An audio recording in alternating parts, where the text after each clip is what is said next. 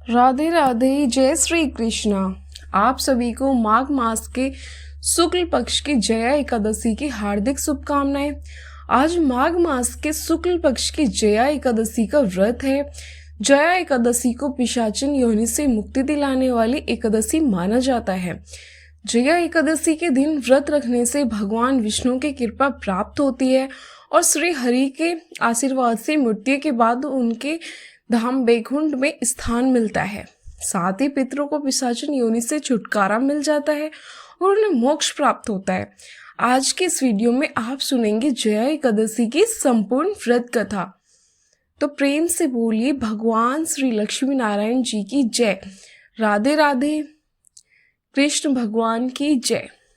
आइए पूर्ण श्रद्धा और भक्ति भाव से श्री लक्ष्मी नारायण जी के चरणों का ध्यान करते हुए जया एकादशी की कथा का श्रवण करते हैं। एक बार धर्मराज युधिष्ठिर ने भगवान श्री कृष्ण से कहा, भगवान आपने माघ मास के कृष्ण पक्ष के षष्ठीतिला एकादशी का अत्यंत सुंदर वर्णन किया है। आप स्वदेश, अंडज, उद्र और जरायु चारों प्रकार के जीवों के उत्पन्न, पालन तथा नाश करने वाले हैं। अब आप कृपया करके माघ शुक्ल पक्ष एकादशी का वर्णन कीजिए। इसका क्या नाम है, इसके व्रत की क्या विधि है और इनमें कौन से देवता का पूजन किया जाता है।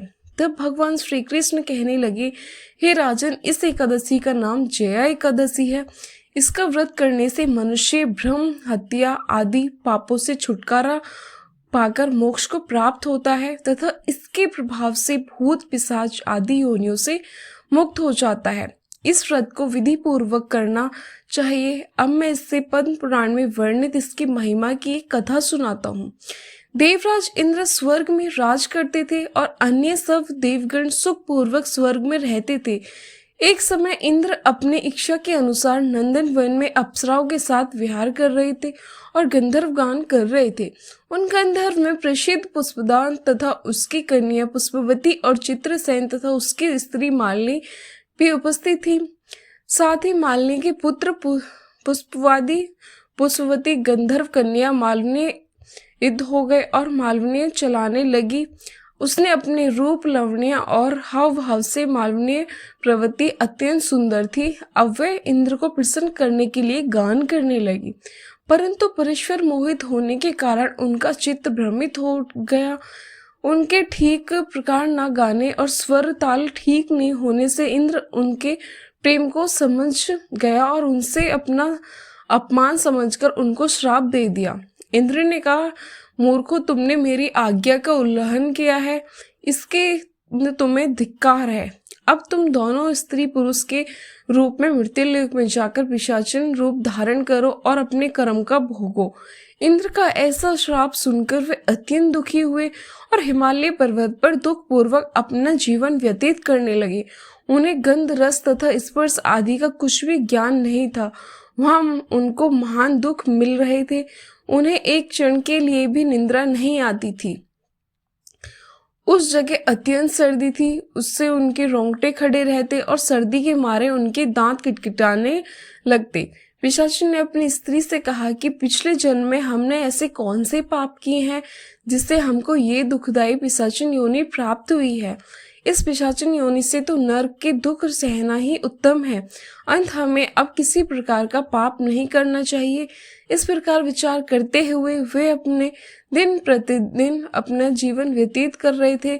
देव योग से तभी माघ मास के शुक्ल पक्ष की जया नामक एकादशी आई। उस दिन उन्होंने कुछ भी भोजन नहीं किया और ना ही कोई पाप कर्म किया। केवल फल फूल खाकर ही दिन व्यतीत किया और सायंकाल के समय महान दुख से पीपल के वृक्ष के नीचे बैठ गए। उस समय सूर्य भगवान अस्त हो रहे थे। उस रात को अधिक ठंड थी। इस कारण वे दोनों सर्दी के मारे अति दुखी होकर मृत के समान पड़े थे। उस रात्रि को उनको निद्रा भी नहीं आई। हे राजन, जया एकादशी के उपवास और रात्रि के जागरण से दूसरे दिन सुबह होते ही उनकी पिशाचन योनि छूट गई और अत्यंत सुंदर गंधर्व और अप्सरा की देह धारण करके सुंदर वस्त्र आभूषणों से अलंकृत होकर उन्होंने स्वर्ग लोक को प्रस्थान किया। उस समय आकाश में देवता उनकी स्तुति करते हुए पुष्प वर्षा करने लगे। स्वर्गलोक में जाकर इन दोनों ने देवराज इंद्र को प्रणाम किया। इंद्र उनको पहले रूप में देखकर अत्यंत आश्चर्यचकित हुए और पूछने लगे कि तुमने अपनी पिशाचिन योनि से किस तरह छुटकारा पाया, सब बताइए। मालवानियों की कृपा और जया एकादशी के व्रत के प्रभाव से ही हमारी पिशाचिन देह छूटी है। तब इंद्र बोले, मालवानियों, छूट गई तुम्हारी पिशाच योनि, वरना हम लोगों को भी वंदनीय हो गई, क्योंकि भगवान विष्णु और भगवान शिव के भक्त हम लोगों के वंदनीय हैं। अंत आप धन्य हैं। अब आप पुष्पवती के साथ जाकर विहार करो। तब भगवान श्री कृष्ण कहने लगे, राजा युधिष्ठिर, इस जया एकादशी के व्रत से बुरी योनि छूट जाती है। जिस मनुष्य ने इस एकादशी का व्रत किया उसने मानो सब यज्ञ, तप, दान आदि सब कर लिए। जो मनुष्य जया एकादशी का व्रत करते हैं वे अवश्य 1000 वर्ष तक स्वर्ग में वास करते हैं। प्रेम से बोलिए भगवान श्री लक्ष्मी नारायण की जय। अब आप सुनिए एकादशी माता की कथा। एक बार एक राज्य में एक राजा रहा करता था। राजा बहुत ही बुद्धिमान और बलशाली था। राजा सदा ही अपनी प्रजा का बहुत अच्छे से ध्यान रखता था। प्रजा भी राजा को बहुत पसंद करती थी। राजा की 2 बेटियां थी। राजा अपनी दोनों बेटियों से बहुत प्रेम करता था। राजा की छोटी बेटी देखने में बहुत सुंदर और आकर्षित थी। राजा की बड़ी बेटी छोटी बेटी के मुकाबले थोड़ी कम सुंदर थी। राजा की छोटी बेटी माता की पूजा किया करती और सभी लोग राजा की छोटी बेटी से बहुत प्रेम करते थे और बहुत प्रशंसा भी किया करते थे। राजा भी अपनी छोटी बेटी को बड़ी बेटी से अधिक प्रेम करता था, जिसके कारण राजा की बड़ी बेटी को अपनी छोटी बहन से बहुत नफरत होने लगी। राजा की दोनों बेटियां अब बड़ी हो गई। तब एक पड़ोस के राज्य में रहने वाले राजकुमार राजा की बड़ी बेटी के लिए रिश्ता लेकर आया। लेकिन जैसे ही उस राजकुमार की नजरें राजा की छोटी बेटी पर पड़ी तो फिर राजकुमार राजा की छोटी बेटी पर आकर्षित हो गया। छोटी बेटी से पहली नजर में प्रेम करने लगा। उस राजकुमार ने राजा की बड़ी बेटी के साथ विवाह करने से मना कर दिया और उसने राजा से कहा कि मैं आपकी छोटी बेटी से विवाह करना चाहता हूँ। ये सब देखकर राजा की बड़ी बेटी अपनी छोटी बहन से बहुत क्रोधित हुई और राजा की बड़ी बेटी ने अपनी छोटी बहन को अपना सबसे बड़ा दुश्मन मान लिया। राजा की बड़ी बेटी ने अपनी छोटी बहन से बदला लेने का निर्णय किया।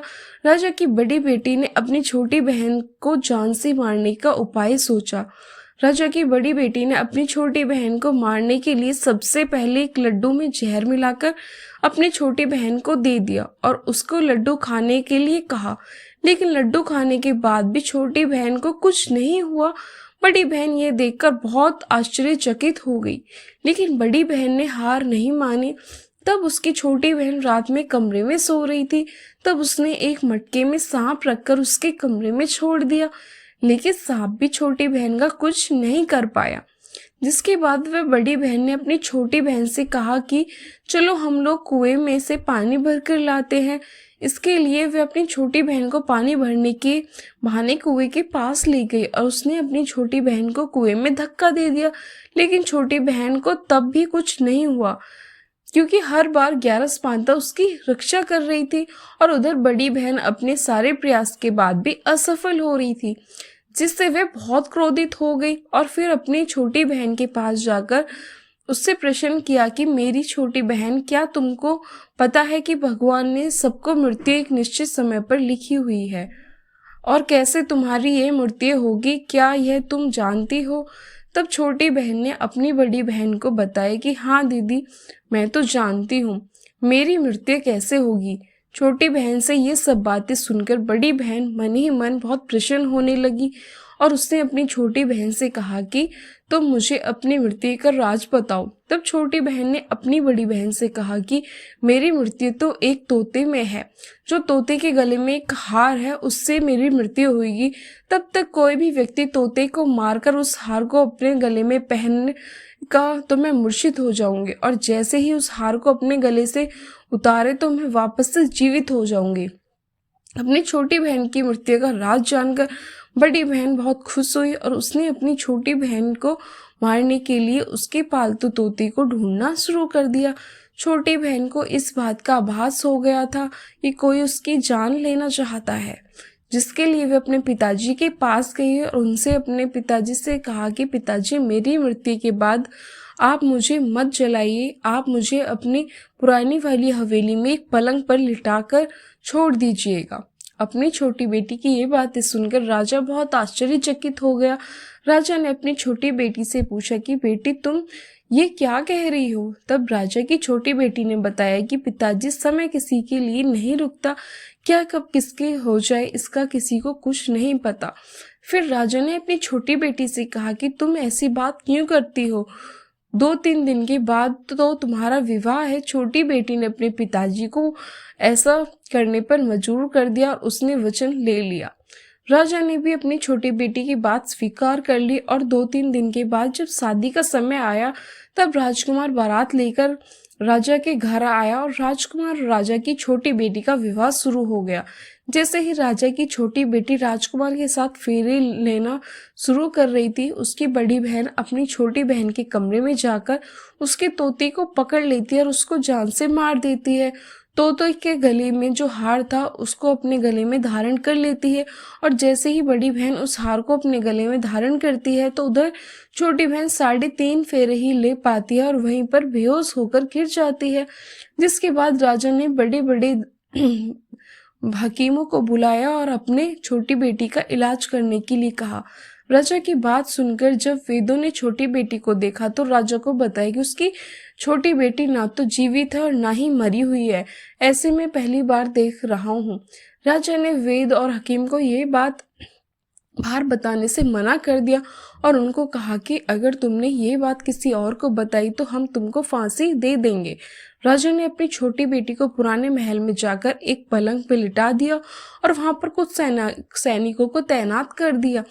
इसके बाद राजा वापस अपने महल पर आ गया और राजा की बड़ी बेटी अपने पिताजी के पास आई और कहने लगी कि पिताजी, अगर यह शादी संपन्न नहीं हुई तो आपकी इज्जत का क्या होएगा? आप कहें तो मैं आपकी इज्जत बचाने के लिए राजकुमार से शादी करने के लिए तैयार हूँ। जिसके बाद राजा ने अपनी बड़ी बेटी की बात मान ली। राजा ने अपनी बड़ी बेटी को छोटी बेटी के कपड़े पहनाकर मंडप में भेज दिया, लेकिन राजकुमार यह जान गया कि यह राजा की छोटी बेटी नहीं है बल्कि ये राजा की बड़ी बेटी है। लेकिन जब राजकुमार ने शादी करने से मना किया तो सभी लोगों ने राजकुमार को बेबस करके राजा की बड़ी बेटी से बचे हुए फेरे को संपन्न करने के लिए जोड़ दिया। विवाह संपन्न हुआ, जिसके बाद राजकुमार राजा की बड़ी बेटी को अपने महल में ले गया।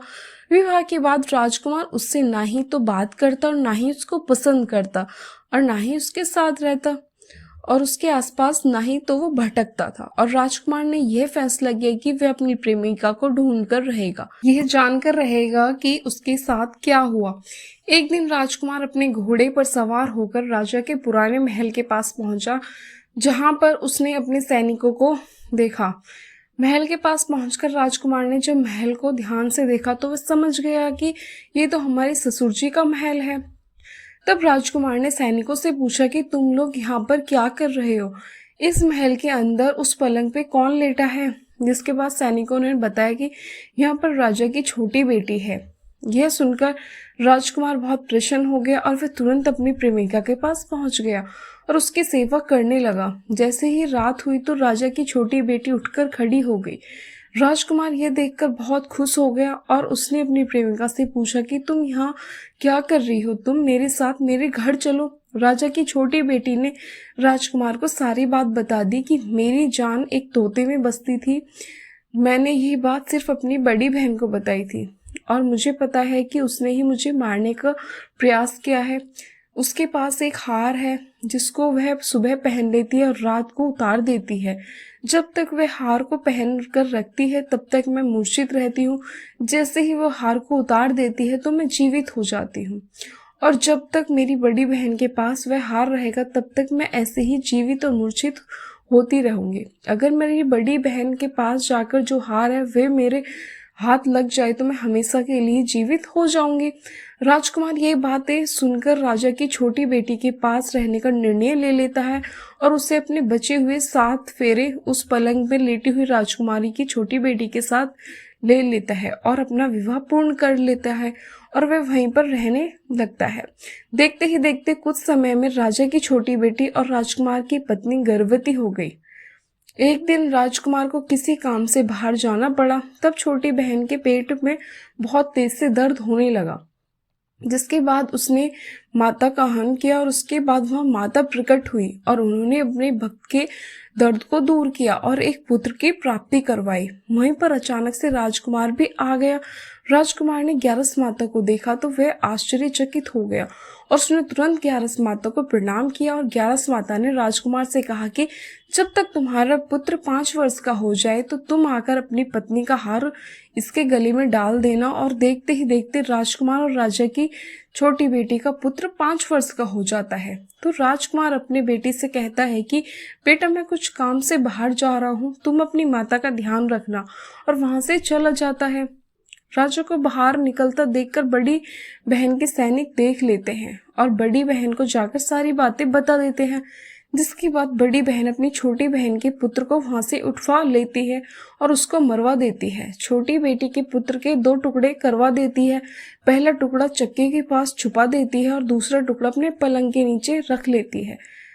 अब ग्यारस माता भिखारी का रूप लेकर आती है और एक भिखारी का रूप रखकर बड़ी बहन के पास चली जाती है, जिसके बाद वे वहां पर भिक्षा मांगने लगती है। तो बड़ी बहन अपने नौकरों से कहती है कि जाकर भिक्षा दे दो, लेकिन जैसे ही नौकर ग्यारस माता को भिक्षा देने के लिए आते हैं तो माता उन्हें मना कर देती है और कहती है कि मैं तुम्हारी महारानी से ही भिक्षा लूंगी। जिसके बाद बड़ी बहन स्वयं ही भिक्षा देने के लिए माता के पास आती है। तब माता एक बिल्ली का रूप लेकर उसके कमरे में चली जाती है और वहां पर छोटी बेटी के पुत्र के 2 टुकड़ों को आपस में जोड़ देती है और उसे जीवित कर देती है। उसे वहां से ले जाती है और राजकुमार अपने बेटे को लेकर अपनी पत्नी के पास जाता है और कहता है कि तुम इसका ध्यान रखना, अगर तुम इस बच्चे का अच्छे से ध्यान नहीं रखोगी तो मैं तुमसे बात नहीं करूंगा। एक दिन राजकुमार अपने बच्चे से कहता है कि तुम मम्मी से उनके गले का हार मांग लो। अपने पिता की बात मानकर राजकुमार का लड़का अपनी मम्मी के पास पहुंच जाता है और कहता है कि मम्मी, मुझे तुम्हारा हार चाहिए। ये सुनकर पहले तो बड़ी बहन को बहुत क्रोध होता है और उसको ये याद आता है कि राजकुमार ने कहा था कि अगर मैं इस बच्चे का ध्यान अच्छे से रखूंगी तो वह मुझसे बात करेगा, जिसके कारण वह हार उस बच्ची को दे देता है और वह तुरंत हार को ले जाकर अपने पिताजी को दे देता है। और तभी राजकुमार अपने बेटे को लेकर वहां से जाने लगता है और उसकी पत्नी से कहता है कि तुम हमारे लिए खाना बनाकर रखना, मैं शाम को आकर तुम्हारे हाथ का खाना खाऊंगा। और वह अपने बेटे को लेकर वहां से चला जाता है, जिसके बाद फिर राजा के पास जाता है और उसकी सारी बातें बता देता है। राजा अपनी बड़ी बेटी की यह करतूत सुनकर बहुत क्रोधित होता है और उससे अपनी परवरिश पर ही दोष देने लगता है। राजकुमार को अपनी छोटी बेटी के साथ रहने के लिए आदेश दे देता है। इस प्रकार ग्यारस माता की कृपा से राजकुमार और राजा की छोटी बेटी सुखपूर्वक रहने लगे। तो प्रेम से बोलिए ग्यारस माता की जय। जय श्री कृष्णा। अगर आपको मेरी वीडियो अच्छी लगी हो, वीडियो को लाइक करना ना भूलें और साथ ही चैनल को सब्सक्राइब करना तो बिल्कुल ना भूलें।